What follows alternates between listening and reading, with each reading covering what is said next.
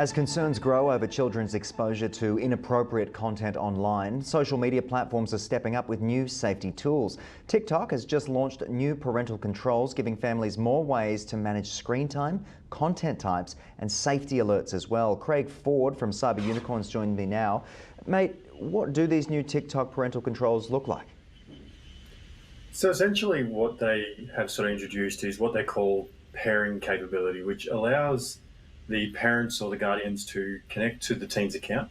And what it does is it allows them to see who's connected to them, who they're following, who's following them back. And it also gives them the ability to also see the people that they're blocking on the platform as well, which is some good insight.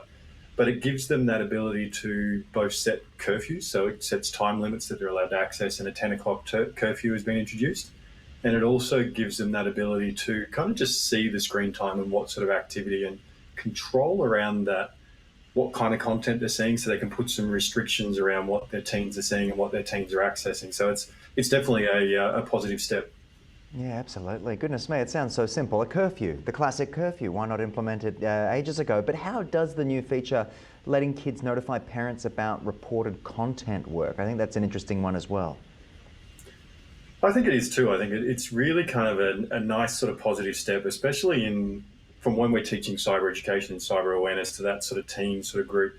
We always foster the parents to have that nice open kind of conversation around the things that they're accessing and what they're doing. So this feature, when they see something inappropriate, to be able to share that they're reporting it to TikTok, but also include their parent inside that conversation, so the parents can have a bit of a conversation with them going, this is the kind of stuff they're seeing, but also give them that insight of what content their kids are accessing, what they're seeing on that platform. So yeah, definitely a positive step, and I think it's a great added feature.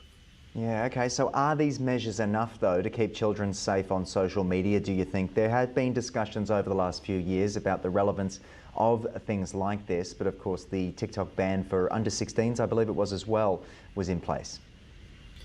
Yeah, I think to be honest, it's a positive kind of first step for the social platforms, and Instagram is doing something similar to sort of really give parents that ability to kind of at least have a bit of control and a bit of view into what their sort of teens are accessing. But I think it's obviously not enough yet. I think there's still a lot of room to do some improvements and for those platforms to do a little bit more. But I think overall, yes, definitely a positive step. And I think it's, as long as we continue that education and that real sort of push and those open conversations, we're definitely in a better place. Yeah. Do you think other platforms, you did say there Instagram, other platforms might follow suit as well with similar tools? We're looking at Facebook and I guess Blue Sky, X and all sorts of other ones. I would hope so. I hope this kind of a sign. They have been getting a lot of pressure from governments and other sort of safety organisations in this sort of space to continue to push that, guardrails around what the kids can do and sort of give the parents more ability. So I'm hoping this is kind of a sign that that's the way they're all moving. But yeah, we'll have to wait and see exactly if they follow suit or not. Yeah, and do you think that under 16 social media ban is doing its job in place of some of these more finicky elements that we're seeing, these smaller features, I suppose? From a sort of my experience, I think the under 16 ban that is coming in, I think it's coming in full effect on December this year. But I think it's probably still a bad idea. I still think these kind of controls, coupled with that ongoing education, that ongoing conversations with parents and their teens, is probably the better way to do it. With those sort of blanket bans across these platforms, all it does is kind of push them into the background and stop some of these conversations. So I think overall, I think these kind of measures, if we can do more in this kind of space, is it better than that blanket ban? But we'll see how this plays out a little bit more. Craig, you're always keeping an eye on these sorts of things. I'm wondering if people want to find out more about this and perhaps get involved and start having a conversation with you or someone from the team. Where's the best avenue to begin that process?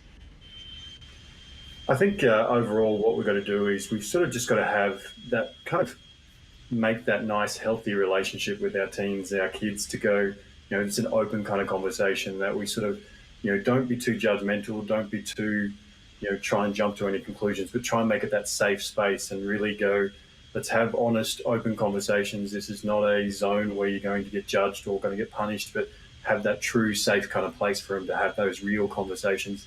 Otherwise, they're never going to open up to us. They're going to start sort of pushing that into the background and not have those conversations, which we really need to sort of keep them safe in the online space. Yeah, and these people have grown up on the technology. They will come up with a solution if they can't get those honest conversations going. They're going to go and find somewhere else to get their fix. But mate, thank you so much for joining us on the program and outlining a little bit more about what's happening when it comes to the socials. It's always a pleasure. Thank you for having me.